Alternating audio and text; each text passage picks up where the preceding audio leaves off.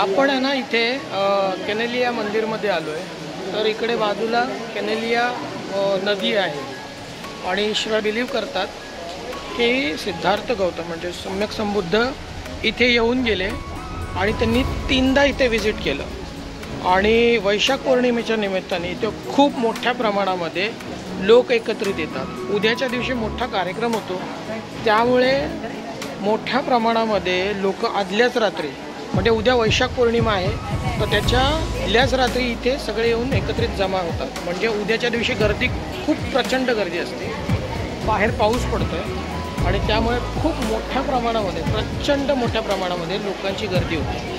त्यामुळे जागा मिळावी म्हणून असे आदल्याच रात्री येऊन थांबलेले आहेत। इथे वयोवृद्ध लोक आपल्याला दिसतात की त्यांनी आधीच जागा पकडून ठेवलेली आहे आणि अशा मोठ्या प्रमाणामध्ये लोक इथे राहतात। आणि हा कॅनेलिया मंदिर जो आहे इथे बाजूलाच या नदी आहे, त्या नदीवर ते इथे बाजूचं ते मंदिर बनवलेलं आहे आणि त्याच्यामध्ये बरीचशी जातक कथा आहेत, बरेचसे शिल्प आहेत जे आपल्याला बघायला मिळतात। असा तो परिसर आहे संपूर्ण आणि या परिसरात आपण बघू शकतो की वयोवृद्ध जे आहेत ते सगळे येऊन आदल्याच दिवशी इथे थांबलेले आहेत। तर असे श्रीलंकन्सचं बिलीफ आहे की सम्यक संबुद्ध इथे येऊन 3 वेळा त्यांनी प्रीच केलं होतं असं त्यांचं म्हणणं आहे। तर पूर्ण परिसर आहे।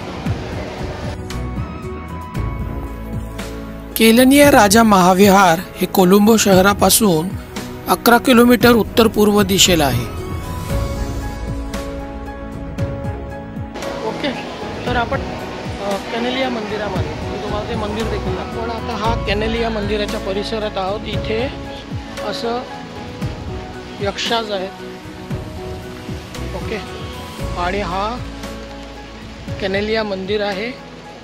इथे असं धारणा आहे श्रीलंकन्सची की बुद्ध इथे येऊन गेले। हा तो मंदिर आहे।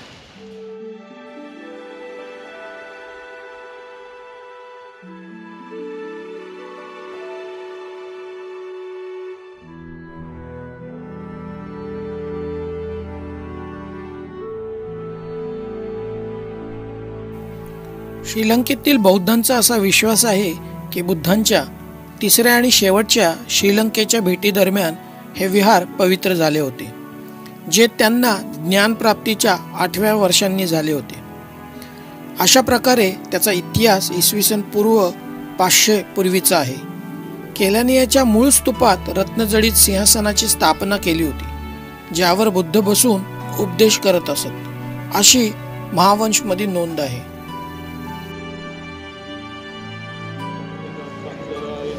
कोट्टे युगात विहाराची भरभराट झाली होती, परंतु पोर्तुगीज साम्राज्याच्या काळात त्याची बहुतेक जमीन जप्त करण्यात आली होती। डच साम्राज्यात जमिनी परत देण्यात आल्या आणि राज्यकीर्ती श्री राजासिंहांच्या रक्षणाखाली या विहाराची पुनर्बांधणी झाली।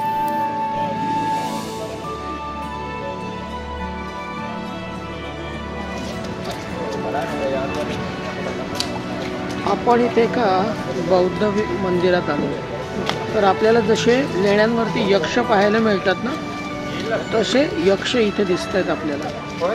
हे ते यक्ष आहेत, हे आपण स्पष्ट बघू शकतो। ही मूर्ती आहे आणि हे संपूर्ण वातावरण आहे इकडचं, जे वैशाख पौर्णिमेला इथे साजरं केलं जातं। इथे दिवे प्रज्वलित करण्याची पद्धत आहे, ते आपल्याला दिसतंय, हे दिसतंय। इथे ते ऑफर केले जाते, म्हणजे दिवे प्रज्वलित केले जातात, हे आपण पाहू शकतो।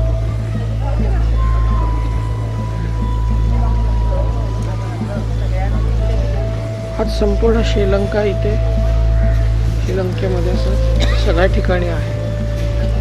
पिंपळाचं झाड जागोजागी लावलेले दिसते। आम्ही देखील कमळ घेतलेले आहेत ऑफर करायला। तर हा संपूर्ण इथला वातावरण आहे श्रीलंकेमधलं।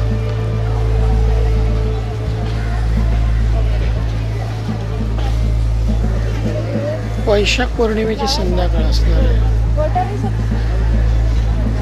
अशा पद्धतीने सगळेजण दिवे प्रज्वलित करतायत. प्रत्येकजण आपापल्या पद्धतीने ऑफर करतायत. ही कृतिका आहे आमच्या बरोबरची, ही ऑफर करते.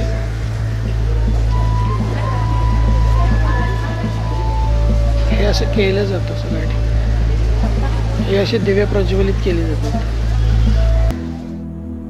केलानी या स्तूपामध्ये रत्नजडित सिंहासन आहे, ज्यावर सम्यक संबुद्ध बसून उपदेश करत असत. बुद्धांची श्रीलंकेतील दुसरी भेट ज्ञानप्राप्तीच्या 5व्या वर्षी चुलोदर आणि महादोर या 2 नागराजांमध्ये रत्नजडित सिंहासनाच्या ताब्यावरून झालेल्या वादावर तोडगा काढण्यासाठी झाली. बुद्धांची धम्म शिकवण ऐकून नागराजांनी मोठ्या श्रद्धेने बुद्धांना वंदन केले आणि दोन्ही नागराजांनी बुद्धांना सिंहासन अर्पण केले.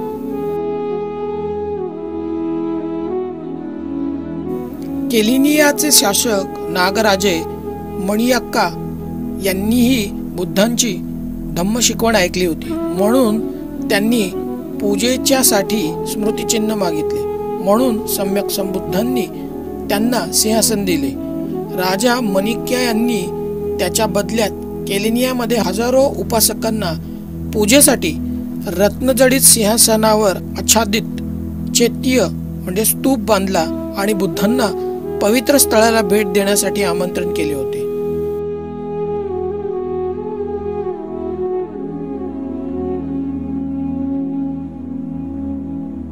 सम्यक संबुद्ध आपल्यासह 500 अरहंतांना घेऊन केलनियाला भेट दिली. ही घटना होती इसवी सन पूर्व 580 मधली, जवळपास 2600 वर्षापूर्वीची. त्यांच्या 8व्या वर्षानंतर वेसाक पोया दिवशी धम्माचा उपदेश केला. बुद्धांची ही 3री आणि शेवटची श्रीलंकेची भेट होती.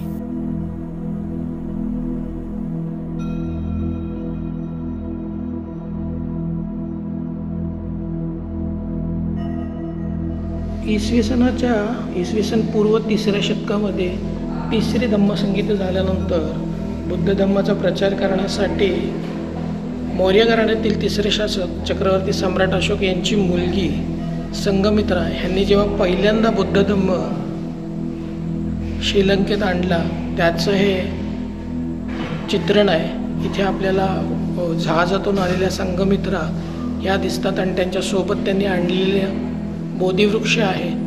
ह्याचं अतिशय उत्कृष्ट उद्बोधक असं चित्रण आपल्याला इथे दिसतंय. हे बोधिवृक्ष आहे जे भारतातून आणलं गेलं आहे आणि ते इथे चित्रित केलेलं आहे. हा तो प्रसंग आपल्याला इथे दिसतोय.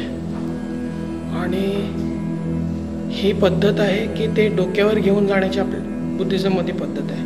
तर हे आपल्याला दिसतंय इथे संपूर्णपणे चित्रित. शुद्धोधन पत्नी महामाया यांना स्वप्न पडलेलं आहे, त्याचं चित्रण आपल्याला दिसतंय. त्या एका कुशीवर वळलेल्या आहेत आणि त्यांच्या स्वप्नात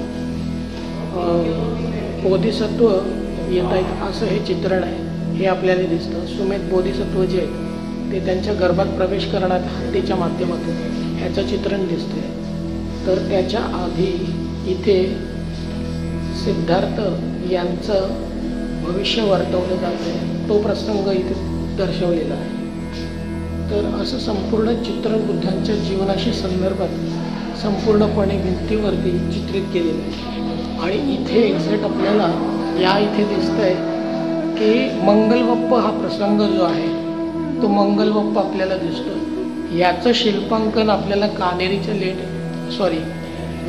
औरंगाबादच्या लेणी क्रमांक 2 वरती दिसतं की हा मंगल प्रसंग शाक्य आपल्या इथे साजरा केला जात होता. आणि त्या मंगलवप्प प्रसंगी तो प्रसंग घडत असताना सिद्धार्थ जे राजपुत्र आहेत त्यांचं इथं चित्रण दिसतंय आणि पहिल्यांदा त्यांना इथे ध्यान साधनेत रत झालेलं आपल्याला पाहायला मिळतं. असं संपूर्ण चित्रण इथे दिसतं.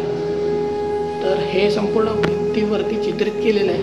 हे पूर्णपणे इन्फ्लुएन्स्ड आहे आपल्या जातकथांवर आधारित. तर असं हे चित्रण आहे संपूर्णपणे. हे विहार सम्यक संबुद्ध यांच्या महापरिनिर्वाण अवस्थेतील मूर्तीसाठी प्रसिद्ध आहे. तसेच स्थानिक कलाकार सोलियास मेंडिस यांच्या चित्रांसाठी देखील प्रसिद्ध आहे, ज्यात बुद्धांच्या जीवनातील महत्त्वाच्या घटना, श्रीलंकेतील बौद्ध धम्माचा इतिहास आणि जातक कथांमधील घटनांचे चित्रण आहे. दर जानेवारीत दुरुत्तू महा पेरेराच्या मिरवणुकीचे हे ठिकाण आहे.